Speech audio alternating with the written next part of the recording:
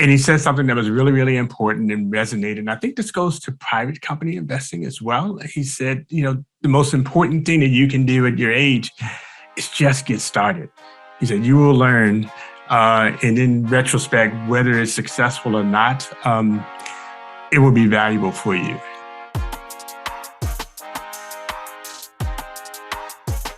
Hello, everyone, and welcome to Profit to the People, the official podcast of Republic, where we believe you have the power to invest in the future you believe in. I'm your host, Lisa Carmen Wang, and I'll be taking you behind the scenes to meet the team, founders, and investors who share their insights on the future of investing and how they're bringing profit to the people. If you're interested in investing, head over to republic.co and follow us on all socials at Join Republic and at Lisa Carmen Wang. Today, I'm here with Ollen Douglass. He's the managing director of Motley Fool Ventures, an early stage venture capital fund. The $150 million fund invests in tech-enabled startups, those deploying technology as a strategic asset to increase scale, efficiency, or access in large growing markets. Before launching the fund, he was the chief financial officer of the Motley Fool Holdings. Ollen is an active investor, serves on the board for several for-profit and nonprofit organizations, and advises organizations focused on expanding economic opportunities. Today, we're going to be talking about investing in culture and investing in the intersection of purpose and profit. We're going to be talking about how you can invest in your North Star to make your portfolio reflect your best vision for our future. Ollen, welcome to Profit to the People. Thank you, Lisa. Pleasure to be here. So the tagline for Motley Fool Ventures is making the world smarter, happier, and richer. Tell me about what this really means. It is a little bit more than a tagline. It's for the Motley Fool Ventures as well as for the larger Motley Fool company. And it is our goal for every interaction we have with every person. We want them to walk away or even join us on the journey of helping the world to be smarter, happier, and richer. So it's more about us, and it acknowledges some companies will want to make you smarter, some make you happier, some richer. We think that we want to do all three. So tell me about how you do that personally. You've been the chief financial officer at Motley Fool Holdings. You are now a managing director at Motley Fool Ventures. How do you translate that ethos into the way you invest, the way you look at companies and think about returns for those companies? It's interesting that you say that. We do try to integrate it into everything we do. We have our core values that are a big part of that: collaborative, innovative, fun, honest, and competitive, if you add those together. But we try to do them by really thinking more holistically about what we're trying to accomplish. As I'm sitting here with a very accomplished person like you, Lisa, I want to listen to you, learn from you, see if we can find ways to kind of interact. I'm sure that, between the two of us, there are things that can make us laugh and make us appreciate life and things that can make us think a little bit deeper. And maybe we can even trade some investment opportunities there to help make us richer. So it's just kind of trying to really have that broader interaction with everyone we do. Amazing. So just take us back a bit about your background as an investor. How did you get into this line of work? So it's interesting. So probably my investing trade probably has two paths. There's a private company one and a public company one. And the public one started first with investing in a company that I promptly lost all of my money in, which sent me on a started a 10-year period of analysis paralysis, if you will, before I can get into it. But for me, it was finding the Motley Fool. And I think the thing that you'll relate to is what was really important for that was finding a community of investors. It is so hard, whether you're in a public company or a private company, to do things alone. You spend a lot of time making mistakes that other people can help you avoid. You wander around lost and just finding that community with the Motley Fool for people to not only talk to, but very much like She Works, find those people who have shared values, shared goals that can really help you to kind of find yourself and your own voice within a framework that helps you grow in the way that you want to grow. Yeah, I mean, I think that happens a lot for first-time investors. They make their first investment. Usually it's not the most informed or the most educated, and they lose a lot of money, and then they stop, or they're fearful. So, you said analysis paralysis, but what was it that made you get back up and say, okay, let me try my next investment and try my hand at this? It was the beginning of because what's interesting about that story is I wasn't going to name names. So there were two companies to invest in. One was Jiffy Lube, which went bankrupt, and the other was this little shoe company called Nike. I think it turned out okay. I'm not sure, but I thought I knew what I was doing, and so disappointed. It took a boss of mine who I was talking about companies, still trying to figure out what would be the next one.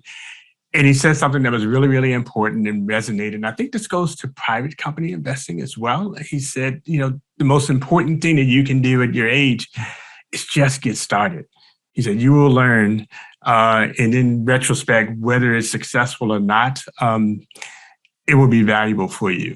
And he really encouraged me to just invest. I gave him a list of companies. He said, yeah, well, go ahead and buy Home Depot. That'll be fine, and I did, and it was. And what he really did was he didn't allow me to just buy one stock. He said, let's pick 4 or 5 and just take smaller amounts of them and do that. And that was really the key. I mean, just someone who you could talk to back to that community who kind of understood the stress and was able to break things down into smaller chunks so that I could actually take action within my comfort level. And I think that's what a lot of people are looking to do, is to find how they can take that first step in a way that feels kind of comfortable for them. So I was a born-again investor a decade later. So those were both public companies. So you started in the public markets. Yeah. How did you make the transition into becoming a private investor and investing in startups?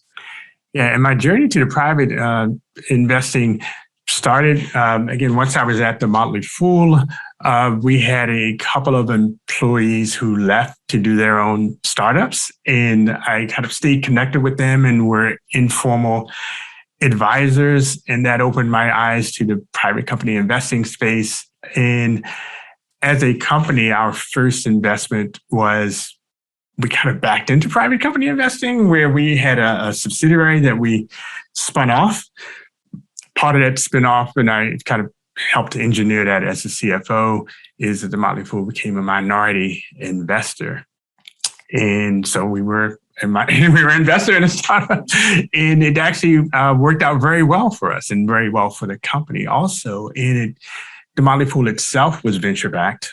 We had investors like Mavron and Mayfield and SoftBank, some of the venture funds you may have heard of, and it got us thinking about venture capital. And we said we think that as a founder-backed company, and from the perspective of the founders, that maybe there was a place for us in the startup world to try to kind of move to the other side of the table and really be a supporter of founders, like some of our funds were for us during the day. So that was my start in private company investing. We kind of backed into it, and I found it really interesting.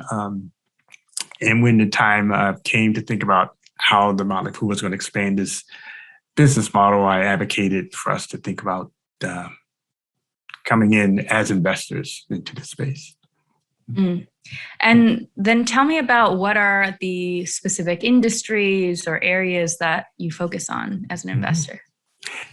So for our fund, we aren't necessarily industry specific. If you think about industries as verticals, we're a team of largely operators. Like, I bring my finance expertise. We have business development. We have sales, go-to-market strategies. So within these industries that are deploying technology to really transform kind of legacy industries, we're looking for those opportunities where we can bring our skills and expertise to bear. I have a test. You're a CEO, a founder. Did you ever wish that you could be a CFO one day? I will be honest, that was not on my path of desires. Exactly. And so I did, right? And so I did. I actually ended up being something that I wanted to be. And you will be happy to know that that my record is 100% so far. I've never found a CEO who said that they wanted to be a CFO one day. And so the skill set I bring to the table and is something that's necessary. I think everyone recognizes, but it's complementary to what founders do. And that's generally what we look for, are opportunities where we can bring our kind of infrastructure, kind of back office skills to bear. So to team up with very creative founders to help them up the learning curve faster and to just really help them to be more successful by us providing that support that they don't need to. Oh, and the secret is you don't, that's a good thing to not want to be a CFO. you can do more than that. That's great to hear the value add. I wanted to just think about from the perspective of some of our investors or interested investors who are tuning in. I think a lot of people want to not just gain profit, which is obviously it's a big part of it, but they also want to feel that they're contributing to a purpose, whether they're passionate about their investments. So you've mentioned that you invest at the intersection of purpose and profit. How do you think about helping people find their North Star as investors, and what do you do at Motley Fool Ventures? Yeah, we do that. And to be honest, we don't do as much as it is helping people to find their North Star as we do as evaluating whether the North Star they have aligns with the one that we have. We have something called the phone call test, which is kind of an arcane topic right there. I don't know. But assume that someone, when calls and you look on your caller ID and you can tell who it is. And the test is, if you see that it's Lisa on the other end, are you excited to answer or are you dreading answering it? And if you're dreading it, answering it, how about if we just not invest? That's probably the best way to make sure that doesn't happen. So it really is for us. As I think about investing in private companies, there's three areas, generally speaking: people, the business model, the market opportunity. Different people weigh those differently, but for us, it starts and stops with people. When we find founders who are looking beyond themselves, who have goals and aspirations that are bigger than just making as much money as possible, when there are people who show concern for their coworkers, their employees, their partners, those are the types of things that excite us as investors. And it's almost like those personal traits that we focus on before we even get into the business, before we even get into the market opportunity. I think we all know that, a bad apple can destroy any great event. And so if you don't get the people right, your best case scenario is that you're, rolling the dice, hoping that one day, the bad things don't happen. So for us, it really is, we have to make that personal connection. Most venture funds last longer than the average marriage. And so when we're coming in to invest in someone, we're consciously stepping into a long-term relationship. Mm-hmm. And we have to make sure that there's alignment around the goals before we do that. There's it's a sentence that I read in a book the other day, and it, actually I have it pulled up, and they said, that is the truth of someone's character, how a person makes you feel after you walk away from spending time with them. And I think that reminds me of what you were saying about the phone call test, mm-hmm. which is that I think sometimes, especially when founders are pitching or they have like really glamorous presentations up into the right graphs, if you focus only on the kind of the shiny aspects of it and the whatever it is they're presenting you, and ignore that part of like the character of like after the meeting, you're like, how do I really feel about this? Like, what's my gut instinct about the character of this person? That usually those are not the best investments. if Yeah, I you agree. don't like the character. Yeah, and I agree. And it's also how they tell the story. Again, as someone who's looking to help an entrepreneur, there have been entrepreneurs that have come in and our response has been, wow, sounds like you have the answer to everything and that you figured it all out. And I don't think you really need our help. I think you're going to be better off with someone else. And so that person that is self-aware and comfortable highlighting what they're doing well, where their challenges are, just how they speak about themselves and the business. To me, those are all the signals that play out in the culture. So what is it that you look for in terms of that mix of, it seems like, humility, but also confidence in conviction? Is it that they're asking questions, or that, because I think sometimes, as a founder myself, I found there is that very subtle balance, right, of having that like conviction, and not showing self-doubt, even though that's something we all have, is the imposter syndrome. Yeah, it's a little refreshing when I see an entrepreneur that's not afraid to demonstrate a little self-doubt. Right. That's actually a healthy sign for me. I can't help people if you don't know what's wrong. Right. And the harder I have to dig to figure out what's wrong, the harder it is to help. And so an entrepreneur comes in and says, I'm really good at X and I can demonstrate they were good at X. I'm terrible at managing my books. It's just like, it's awful.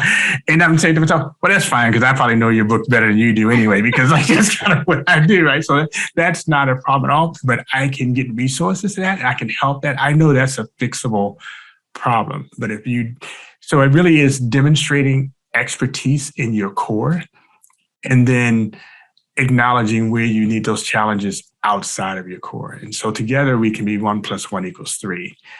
Is really how I look at it. And for other folks, I would say if you're on the founder's side, you look for those investors who you think are best positioned to help you, like even beyond the capital. That's another thing that we say. We look to add value beyond the capital. So, and a dirty little secret I would say is that for the most part, those things that you worry about, that you're insecure about, that you don't think anyone sees, everybody sees them.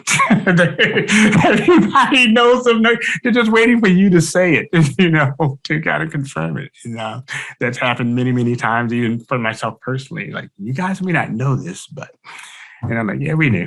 Everybody knows. Only you're the only one that doesn't know that everybody knows, And I think we put a lot of pressure on ourselves sometimes by trying to hide things that actually aren't hidden very well at all. What are some of those deal breakers in terms of characteristics, whether from the company side or the people side? When people tell you stories and then you do the research and things are totally different, we have a criteria that we want companies to have at least $1 million ARR. We try to be very clear about it, very upfront. And then you talk to an investor and they're at half of that.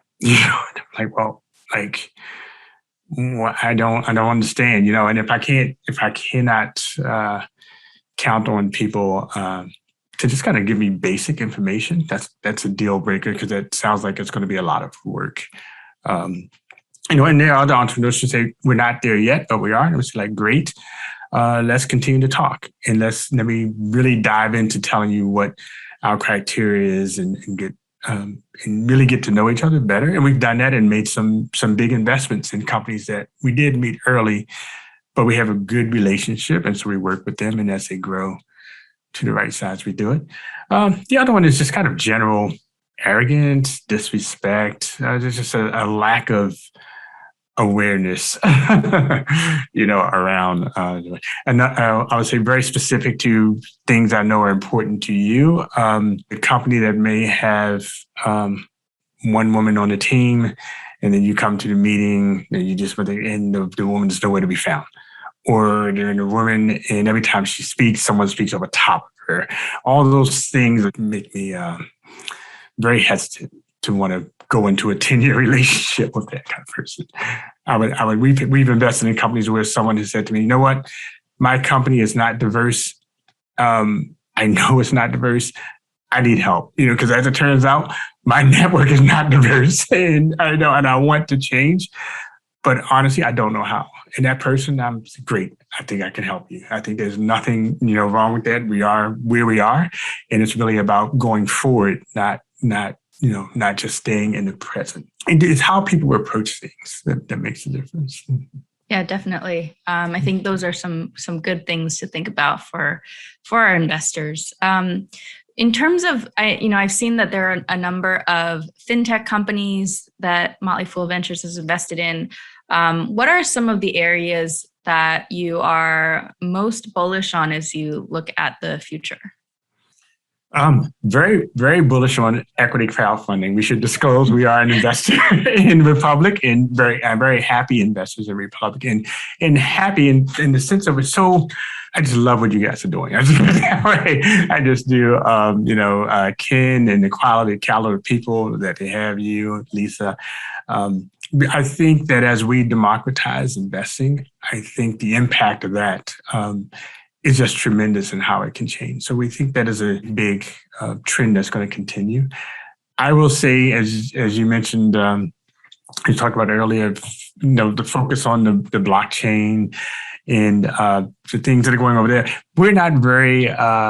That's not our area of expertise, but I'm fascinated by it. I'm an old dude. I got to learn, but I think that's something as you talk about decentralized finance and how those tools can be used to make kind of financial transactions and all kinds of transactions more efficient, I think is really, really interesting. I would love to learn more from you on that. And so in terms of culture, then, how do you see some of your investments changing culture, and what does the future of culture really look like? I think that what we're finding, and as part of this, I think COVID and the change that has caused has really accelerated. But one of the ways we describe in the areas we focus on is digital transformation. And as you think about businesses moving from kind of the old world to the new world, and how their businesses are digitized and how they're interacting with their employees, more and more employees have expectations that their companies respond to social issues. And, there are many, many examples of companies that have stumbled in this world. And even things like when to go back to work and when not to, and under what criteria and conditioning. There's been a lot of leveling that's happened as the world has become virtual. And I think that all companies are being forced to reevaluate their culture.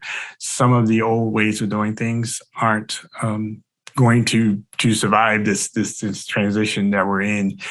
When employees have more mobility, they have more opportunities to kind of express their views publicly, and people are going to have to take culture seriously. And the ones that do, I think, are going to be the winners. The one that doesn't won't. And I can bet.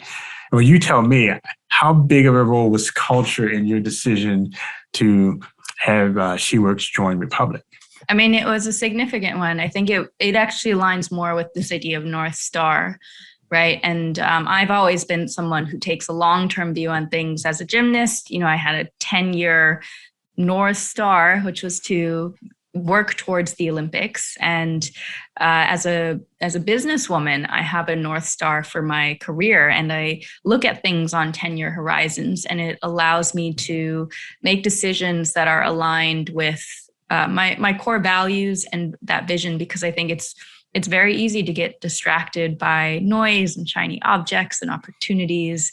And so, with SheWorks, which is now part of the Republic family, a big part of it was that cultural fit of bringing profit to the people, of making investments more accessible to anyone, regardless of age, gender, race, income level. And so I think that when you consider those long-term views rather than just the short-term profit, that's the thing that creates sustainable fulfillment, sustainable profit, and everything else. I couldn't agree more, and you said that wonderfully. When you think about just some of the mistakes perhaps that you've made as an investor, as we all have those, what are some things that you might share in terms of lessons for our listeners? I think as an investor in debt, I have lots of mistakes I can share. And what I really try to do is learn at them. And again, when you have a long-term view, they're a lot easier to laugh at than they are when you're kind of in the moment. And sometimes I say to myself, this is going to be really funny one day, but not so funny today. But the mistakes I've made is I try to categorize these mistakes as part of my personal development, so to kind of frame them up in a little bit of a different mindset. But investing in companies that you don't understand, it can be a challenge. You really don't understand what they're doing. And because you don't understand, you don't really see, it's hard to evaluate the tenets of success, right? If you don't understand what the company is doing. Putting too much weight on others. Oh, company X is an investor, so this must be great, right? Turns out that's not necessarily true. There's no substitution for your own work. And I think I would not necessarily in the categorization of mistakes, but those combined start to have me think about where is it that I think that I have an edge? Is it in evaluating people? Is it in evaluating the business, the market, and really being more conscious about leaning into the things that are your edge, and then that gives you an edge over other people. That may make you an outlier sometimes. But that's okay. My team tells you I have a tendency to run into fires sometimes, instead of away from them. But that's where the opportunities are. And so when there's certain kinds of challenges that I see companies having, it don't bother me as much as they do some other folks. And when we can find those opportunities and move in and kind of can see past the moment to the potential that is beyond that, that's where we've had some success. As you think about the types of new investors will be coming into the space as things open up to include more women, include people of color, include different income levels. How do you think that we can really start to change the narrative that this is something that anyone can have a hand in shaping the culture?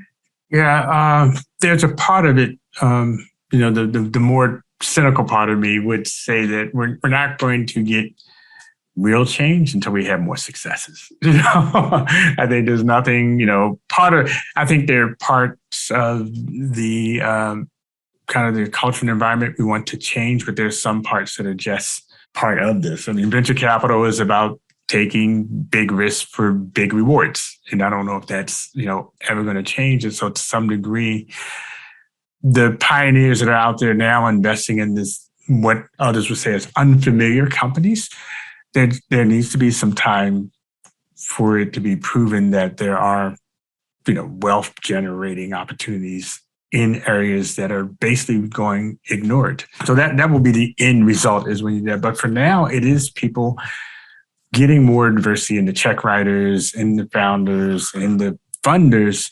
to give these entrepreneurs that are going after opportunities that don't seem like big ideas to actually have the chance to prove that they are. And so for us, it goes back to, I think, something that's very big for you, investing in what you believe in and giving those entrepreneurs a chance to prove that opportunity is really there. I'm a believer. And as a matter of fact, I'm like, well, if I can continue to go out there and find companies that are overlooked and underestimated, and I can continue to make money for our LPs, I'll just keep doing that.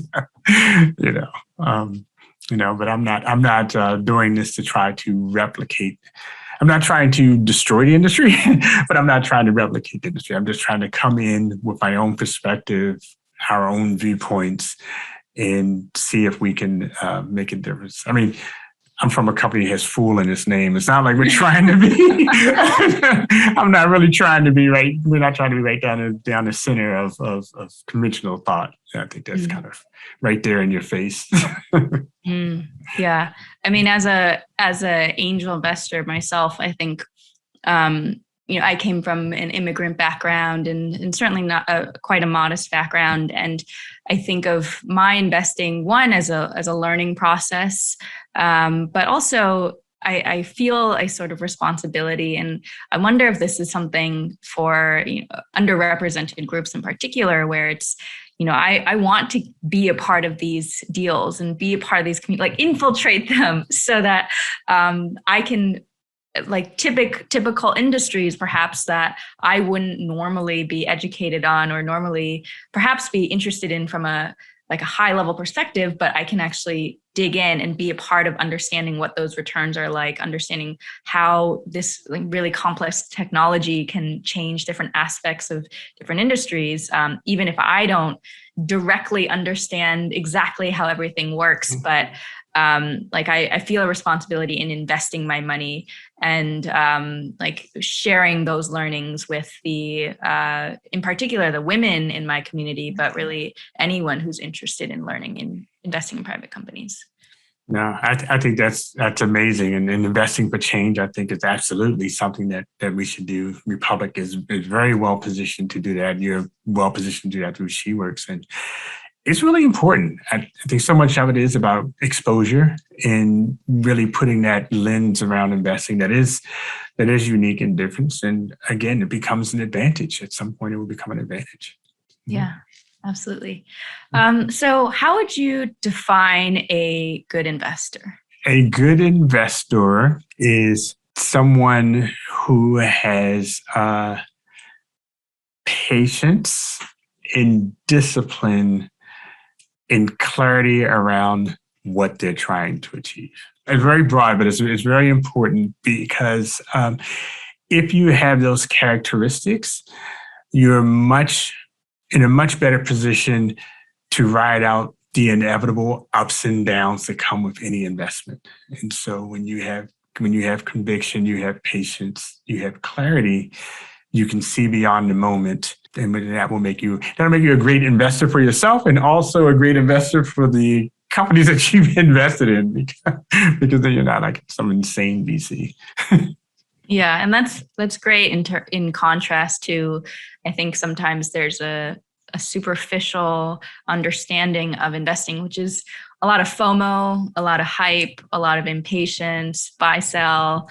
We see a lot of that happening just in some areas for the markets, but so the best investors, I think, they play the long game. I think that's right. And it's tough because, like I said, there's so much, even in private company investing, which is almost definitionally a long game, there's still so much emphasis on the short term that it's that's difficult. I think our fund is 3 years old and I feel like we're still new. We're just getting warmed up. Great. And so final question for you. What does bringing profit to the people mean to you?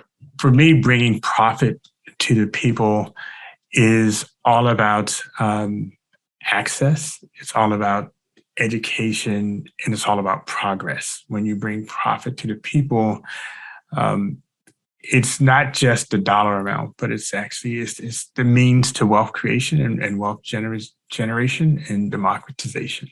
What does it mean to you? Well, that's a longer conversation. Your meaning is probably a lot more important than mine. Well, Ollen, thank you so much for being a part of the Profit to the People podcast. Thank you for being an investor and supporter of Republic. We're so grateful to have you as part of the family. And I am grateful to be part of that family. Thank you for having me. This podcast is provided for educational purposes only by Republic and Republic.co.